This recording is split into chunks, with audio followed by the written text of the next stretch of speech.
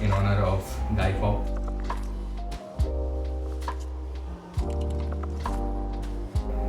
The world is in turmoil and warfare. The United States fractures as a result of a prolonged second civil war, and a pandemic of the St. Mary's virus is ravaging Europe. That's the synopsis of a movie that released 15 years ago. Do you know which movie? Mark this November the 5th, a day that is sadly no longer remembered. That's right. It's called V for Vendetta. And this movie, which has a masked villain played by Hugo Weaving, is no one else except Guy Fawkes. And I'm sure you know who Guy Fawkes is, but if you don't, then he's the person who's most well known for the 5th of November celebrations. So what happened was in 1605, which is what, 415 years ago, he was caught trying to smuggle gunpowder and trying to blow up parliament so that he could assassinate the king and the parliament at that time. This was a religious sort of war, and there was a lot of turmoil happening within Christianity at that point, and that is the basis for this day that is celebrated across the UK. So it's a day where people burn effigies of Guy Fawkes, and they also celebrate something called as Bonfire Night. And we're going to do exactly that because the synopsis of the movie I just read is too eerie to not do anything about it. I mean, imagine the United States fractures. There are civil wars happening. I mean, we all know what happened with George Floyd. We can see what's happening with the current election results. And I don't have to tell you what St. Mary's virus is doing, right? I mean, that's just another name for coronavirus. And I really don't understand how the screenwriters, which is basically the Wachowski brothers, who are also known for the Matrix series, could have come up with something so eerily accurate. But anyway, so that's something for another day. Today what we are going to do is create some cocktails to try and celebrate Guy Fawkes, try and celebrate this Bonfire Night, and try and remember that what we are seeing today has already been predicted, and it's already something that has happened hundreds of years ago, and it's just something that we have to take it with a pinch of salt, but also remember that this happens all the time, and we will get better hopefully, and things will get better. So with that in mind, let's get to the cocktails. Remember the 5th of November, the gunpowder, treason and plot. I know of no reason why the gunpowder treason should ever be forgot. So we're making our first cocktail for today. This one is a riff on martini. It's called Sour Martini, and we're going to try and create like a sunset effect with this. Let me show you how. I'm going to take bourbon, about 45 ml.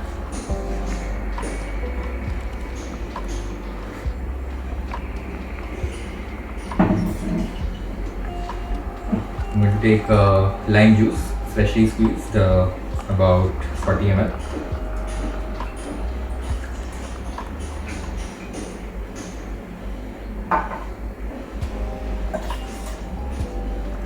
And we're going to take these other ingredients, about 15 ml each. So this is the simple syrup.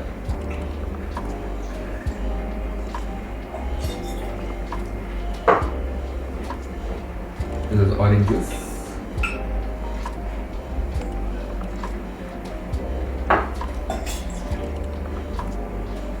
And I'm going to keep this is brandy, we'll keep it for later.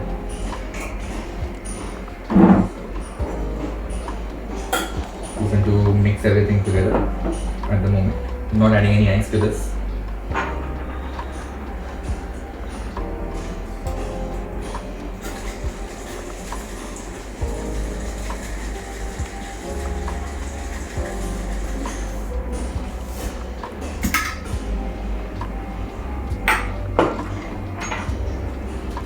Take ice and martini glass and taking the entire mixture, keeping it.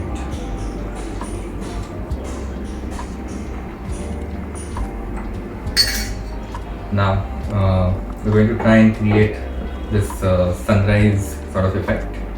So what I'm going to do is I'm going to take my brandy syrup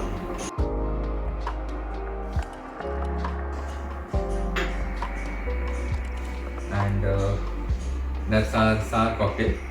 You can see it almost looks like the sun. It's like a sunset cocktail, but essentially this is our Sour Martini. Here is our first cocktail for the day. Cheers. People should not be afraid of their governments. Governments should be afraid of their people. In 1922, Rudolph Valentini made a movie called Blood and Sand. That's exactly the cocktail that we're going to make right now. And I don't have to tell you the significance of blood and sand when it comes to the Gunpowder Plot and everything that happened on November 5th. Let's just make this cocktail and then we'll talk a little bit more about that. This is supposed to be a cocktail that anybody who hates whiskey will eventually fall in love with whiskey. You know? That's how it's supposed to be. So let's try and see if we can do that. Not that we hate whiskey in any way, but still. I'm going to take some ice and put it in my cocktail shaker first. I'm going to take, so this is an equal parts cocktail, so it makes it quite simple. Just take 25 ml of each, and we're starting with scotch, the Chivas Regal. We'll take some sweet vermouth.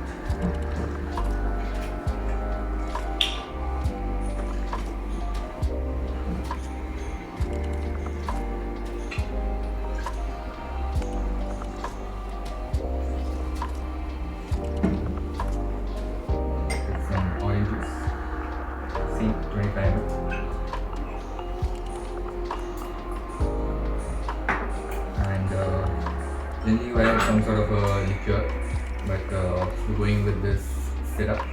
It's a non-alcoholic syrup from Swamp called summer berries. So just to sort of give it a nice punchy taste. Same thing. And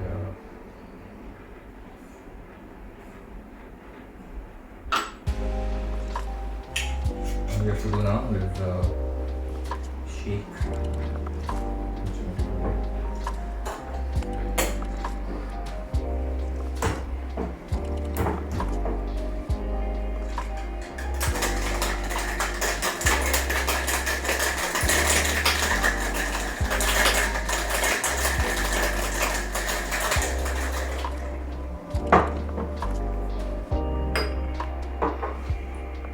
Pour everything into a martini glass.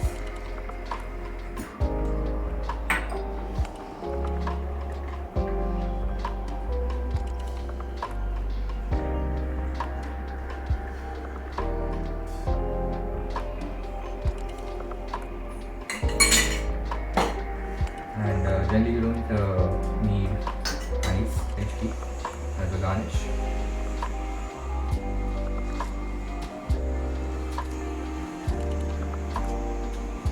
That's blood and sand.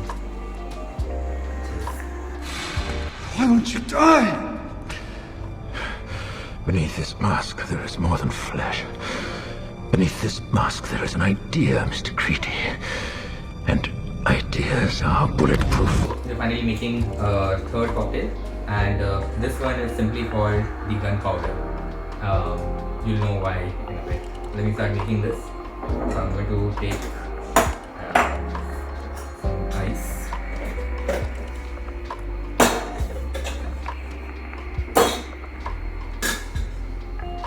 And I'm going to use gin for this. I'm taking about 30 ml of gin. And similar amount of orange juice which you've squeezed.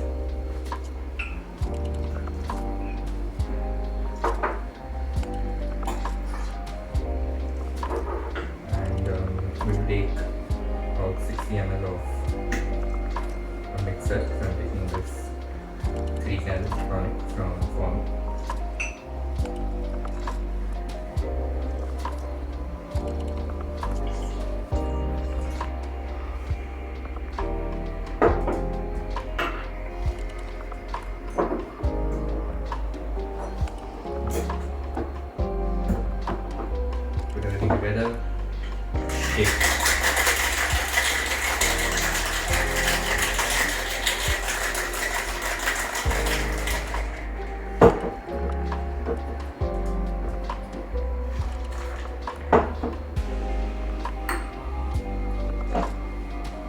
Again, using a martini glass.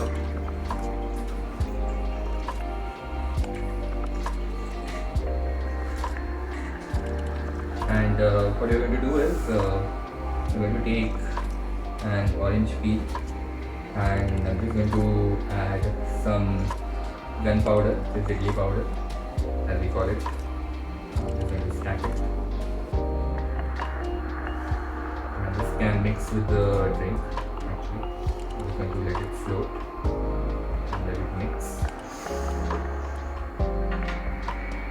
And I have some marshmallows here because traditionally, Guy Fawkes Day is celebrated with marshmallows tradition. So just so that you can visually see something, these are toasted marshmallows, and the gunpowder is already in the drink, and this then becomes gunpowder. It's I don't think you'll find a recipe for this anyway. This is like a unique creation. I thought I'd try, and let me see how this tastes.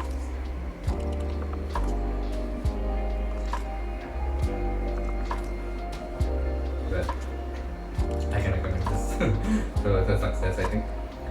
It's a nice sort of easygoing drink, very flavorful. So do give it a shot, and happy November the 5th. Cheers.